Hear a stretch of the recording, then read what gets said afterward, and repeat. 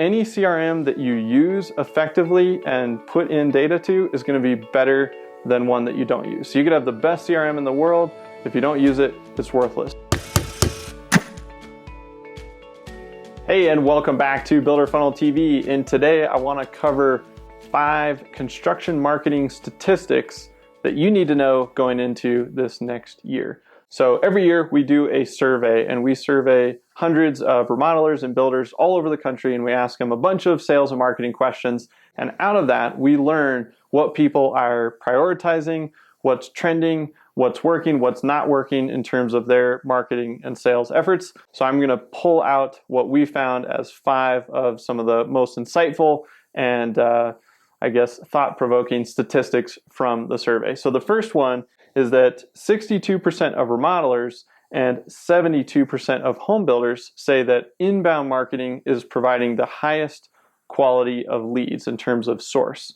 So one of the interesting things about this is we've been tracking this data for several years now, and over last year, that's 12% higher for the remodelers and 33% higher for the builders in terms of them seeing that inbound marketing is generating a higher quality lead. So as a quick refresher, outbound marketing is things like TV, radio, billboards, basically pushing a message out to your audience.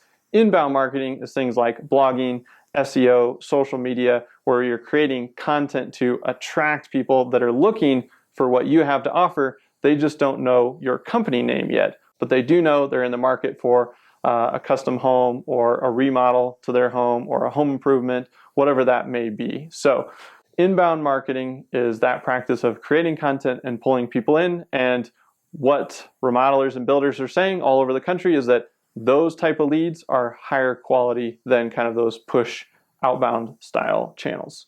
All right, so the second statistic is that 67% of remodelers and 56% of home builders are saying that growing SEO and organic traffic is a top priority this year. Now, this goes hand in hand with the first statistic, which is inbound marketing is a higher quality lead. So how do you improve the number, basically the volume of those leads?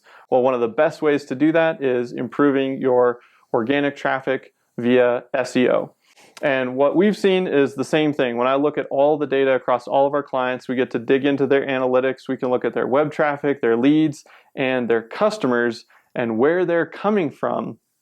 The highest conversion rates, which tends to align with quality from traffic to leads to customers, is organic search. So when you think about somebody coming to your website, they could come off of social media. So that could be Facebook, it could be Instagram, it could be Houzz, it could be YouTube, it could be LinkedIn.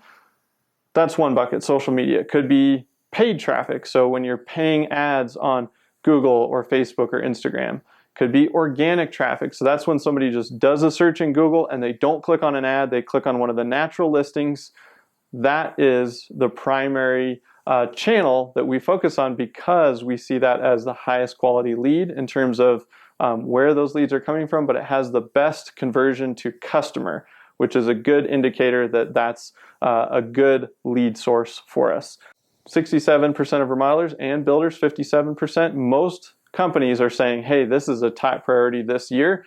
So if it isn't on your radar, I would highly consider putting that into your top priority list for marketing activities this year and really going forward. This is a trend that's been increasing over the last decade. More and more people are finding, builders, remodelers, home improvement companies by going to Google, doing their own research, and finding a company. And so there's just a little bit less of that water cooler talk than there used to be, and more people are just comfortable doing that research online, and they trust Google and the results and their ability to read reviews and analyze different companies. And let's be honest, we all like to do our own research. So that trend is not going away.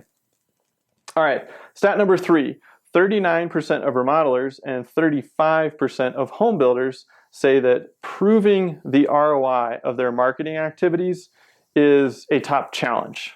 Now, this is interesting because this always hits the survey. It's always in there in terms of what are the top marketing challenges.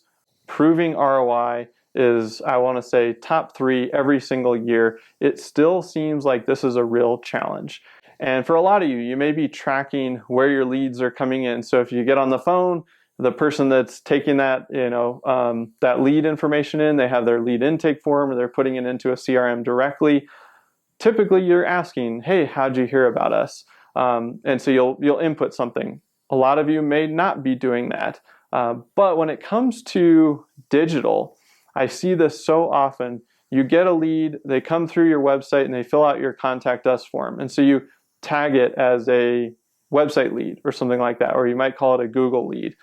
It's not very specific because they could have come to your website from Facebook, or they could have come from an ad, or they could have come from, maybe you got written up in the newspaper and there was a link in that article back to your website.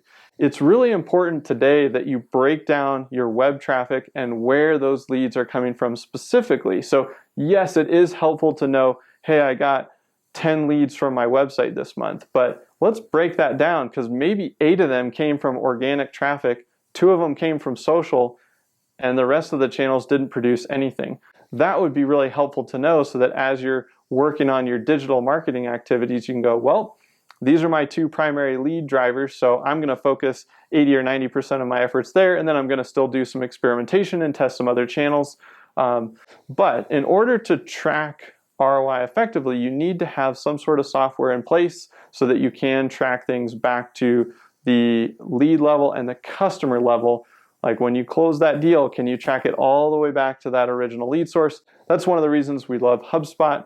We did a video here on this channel about the best marketing software. So I highly recommend you go check that out, and that will teach you a little bit more around why we like HubSpot. But you've got to put some things in place this year to track the ROI of your marketing activities. Otherwise, you're just going to go into every single year and go, well, do I want to do this home show? Do I want to do that sponsorship of the soccer team? Do I want to do XYZ? And if you don't have a good framework for deciding, and you don't have the data to decide, you just go on gut feeling, and that really doesn't produce exponential results year over year. All right, so let's move on to the fourth one, which is 30% of remodelers and 44% of home builders say that under usage of their CRM is also a top challenge. And again, this is another one that always makes the top 3 in terms of challenges, and it's related to CRM specifically. So most people are using some version of either Buildertrend, CoConstruct, or HubSpot. When we looked at the data, those were the top 3 CRM programs that our respondents to the survey are using. Buildertrend and CoConstruct, they are project management tools first, and they've both kind of clipped on some version of a CRM to them, whereas HubSpot is a marketing tool set first, and then they have a robust CRM connected to it. So I look at HubSpot as kind of in a different category because it's more in the sales and marketing world first, and then the other 2 tools are more project management first.